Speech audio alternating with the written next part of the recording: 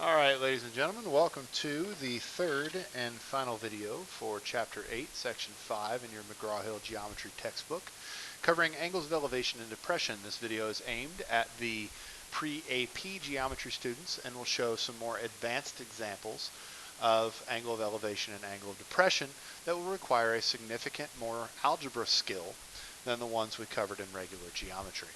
So again, with any of these problems, the first thing we should do is read the problem, then we should draw a picture. So let's start off by reading the problem. To estimate the height of a tree she wants removed, Mrs. Long sights the tree's top at an angle of elevation of 70 degrees. She then steps back 10 meters and sights the top of the tree at an angle of elevation of 26 degrees. If Mrs. Long's eyes are 1.7 meters above ground, how tall is the tree to the nearest meter? So we're going to draw a picture of this. We do have that key word in there again, angle of elevation. That tells us what the picture in general will look like. It will look like a right triangle.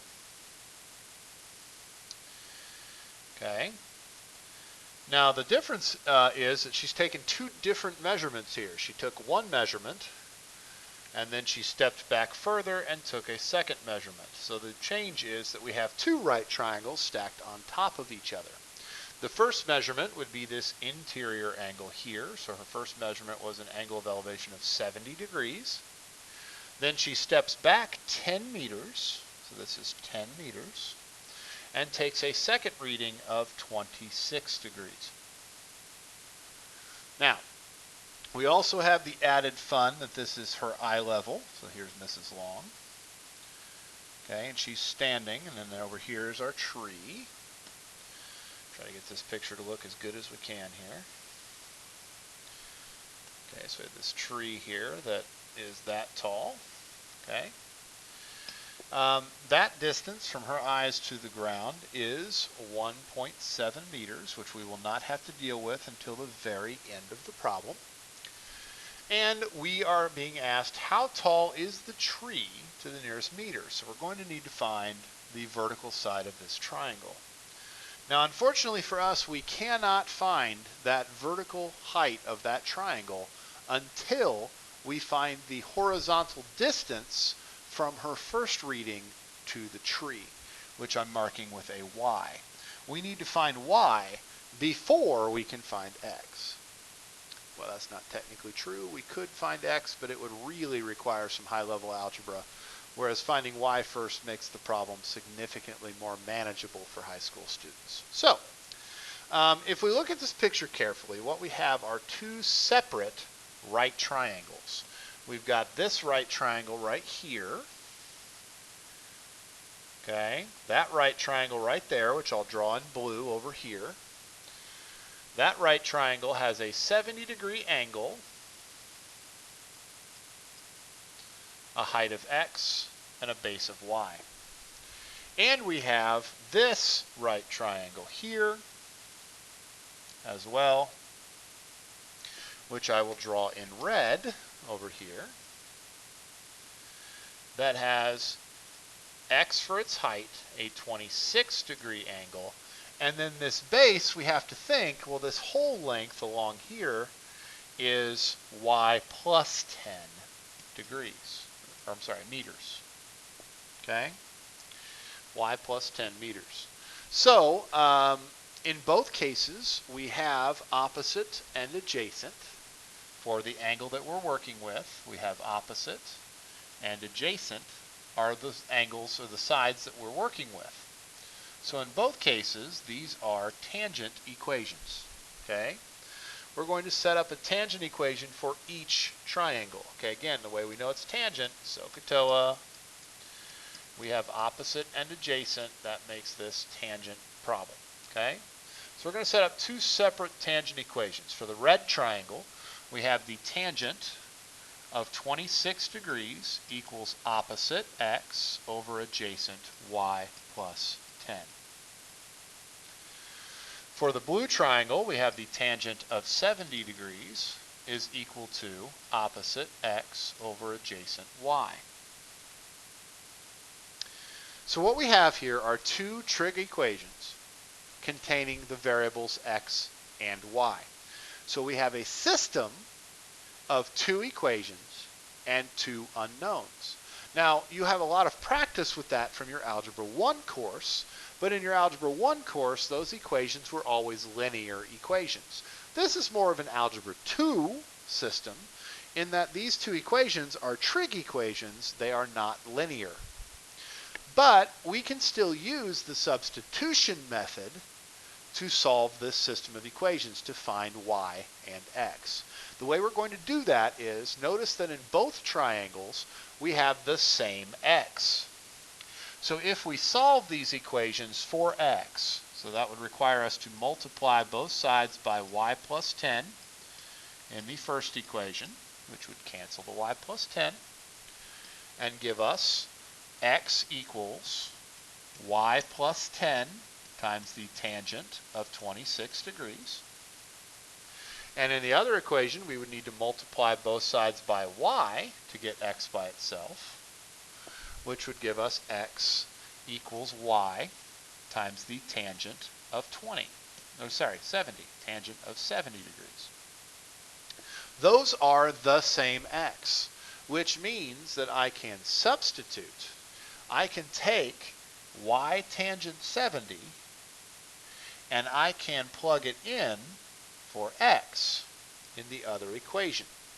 So that would yield the equation y times the tangent of 70 degrees equals y plus 10 times the tangent of 26 degrees.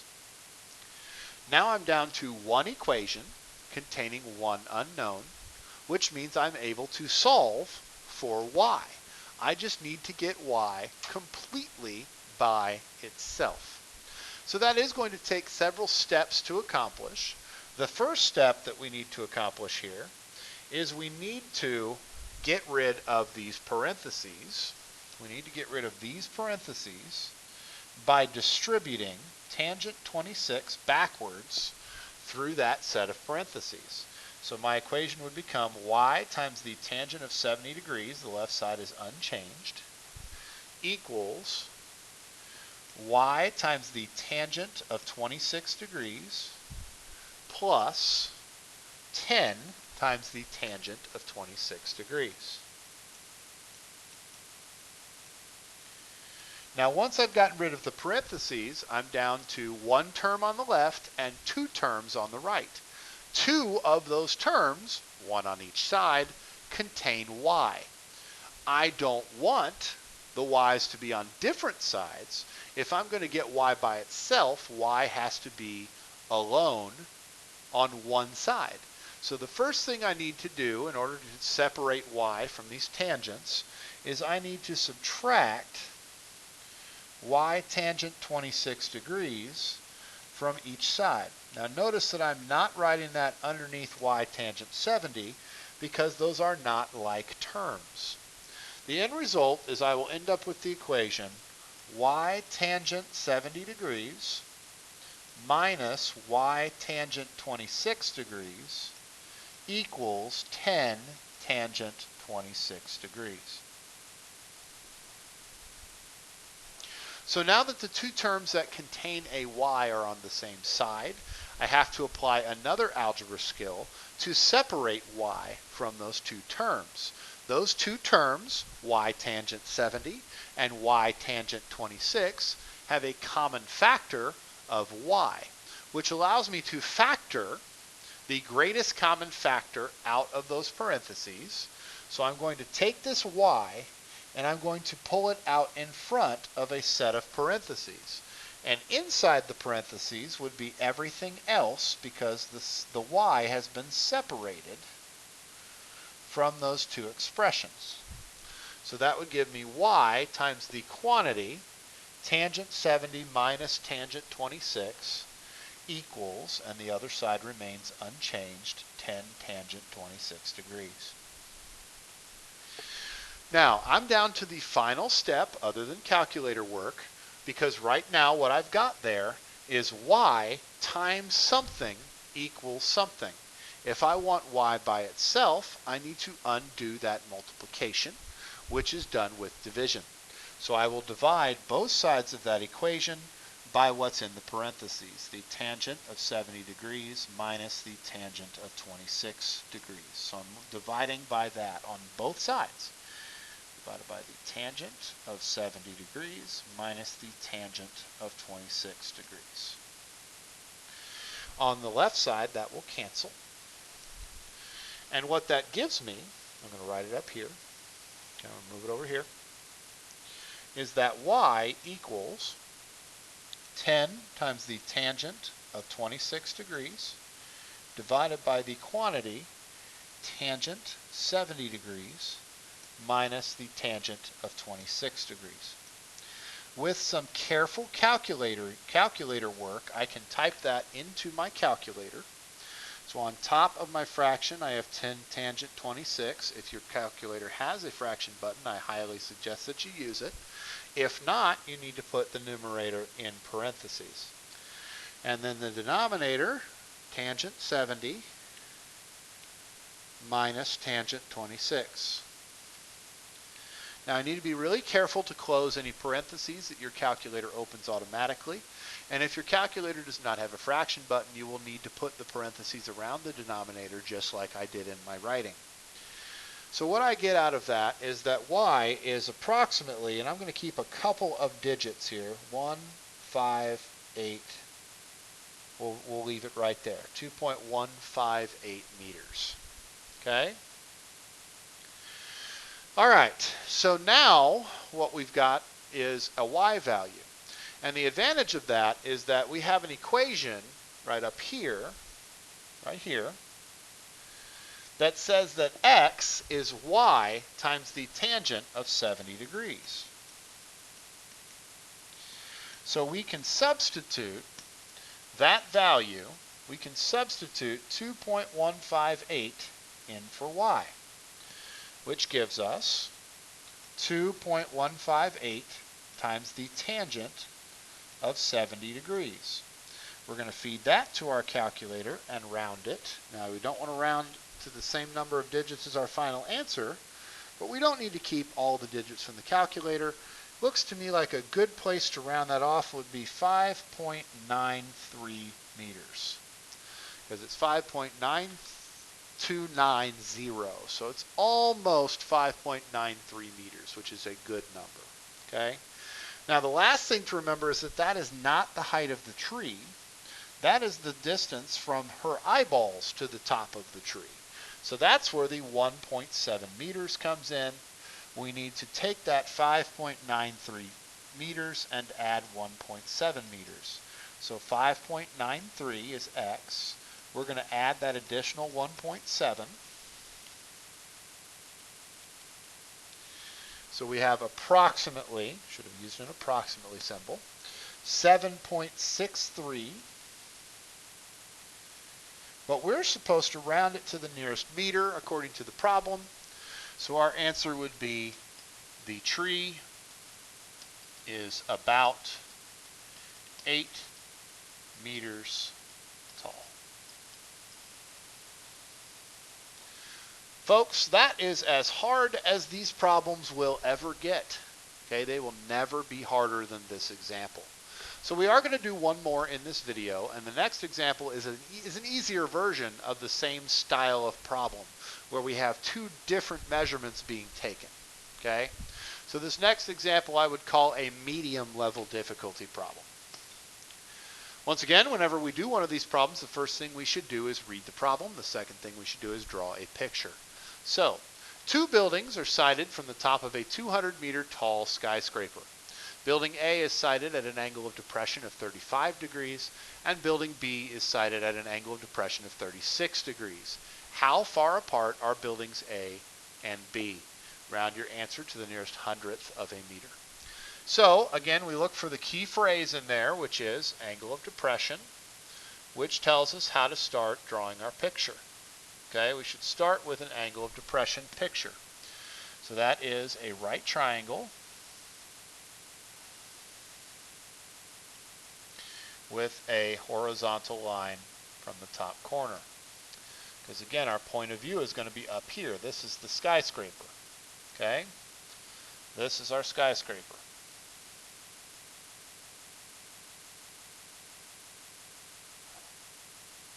Okay? Something tells me I didn't spell that right, but it doesn't really matter. Okay, that's our building. Okay, our person is standing up here. This is our point of view up here at the top. Okay, he's looking down and he sees two different buildings. So that's where this comes in. We've got that extra line in there again. Now keep in mind that this is not visually accurate to the angles. Okay, we have building A, which is sited at a 35-degree angle. That would be this angle right here is 35 degrees. Alternate interior angles tells us that this angle is also 35 degrees. And building B, which is located here,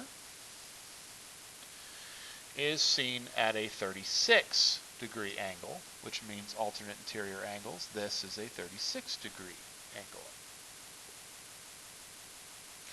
We are asked to figure out how far apart are buildings A and B. So I'm going to put a question mark there. Okay? Now the last bit of information we have is that the skyscraper itself is 200 meters tall, which is the height of our triangles. Okay? So here's the approach that we need to take here.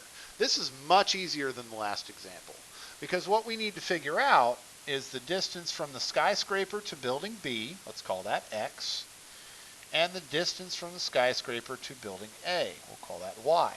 Okay, so step one, we need to find X, which is the distance from the building to the building B to the skyscraper.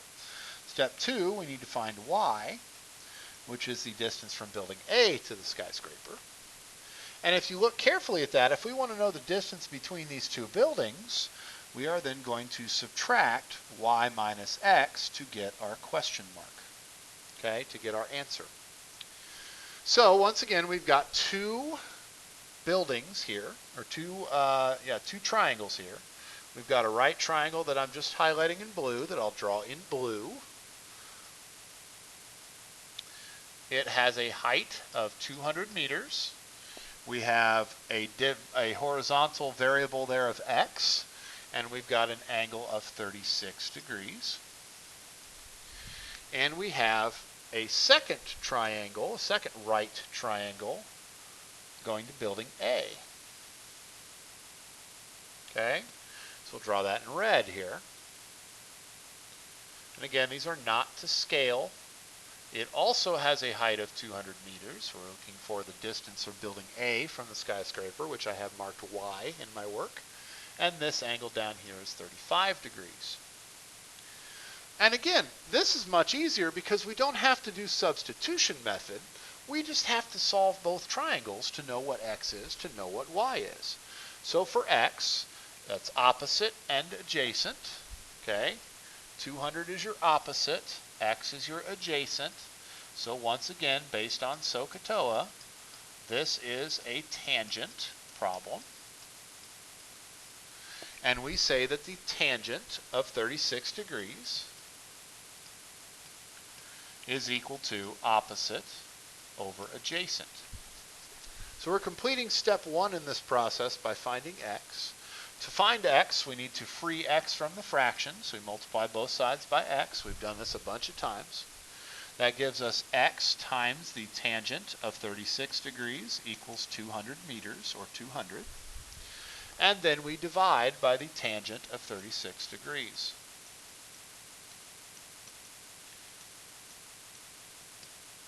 So that gives us that X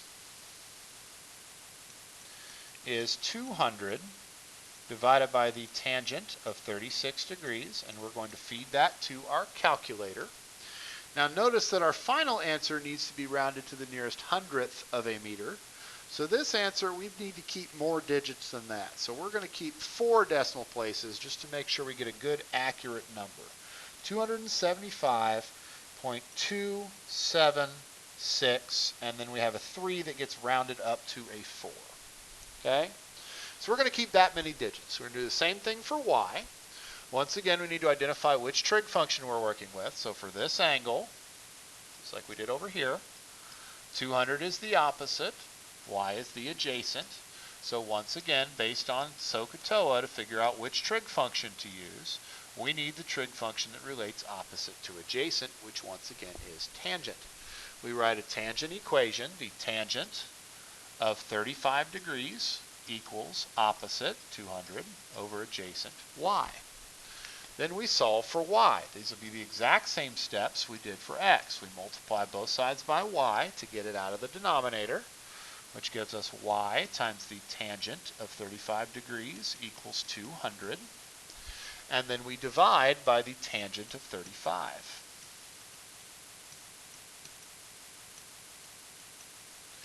That gives us y equals 200 divided by the tangent of 35 degrees, which we feed to our calculator.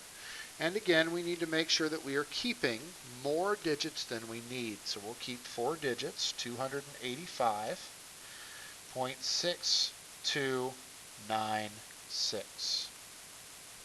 So that takes care of step 2. We found x, we found y. So the answer to the question, we need to subtract y minus x, because if we take y and we remove x, that will leave the distance we're trying to find. So that's 285.6296 minus 275.2764. And we will be rounding this answer because it is our final answer. So 285.6296 minus 275.2764 is 10.35, and that third digit is a 3. So that would tell us to round our answer down, and we are able to answer with the buildings are 10.35, we should say about, the buildings are about, let's get that fixed up here. The buildings are about 10.35, and our units in this case are meters apart. That does it for the advanced version of this problem type. Once again, this is aimed at pre-AP geometry who needs to be able to do more advanced problems. Thank you very much for your time and attention.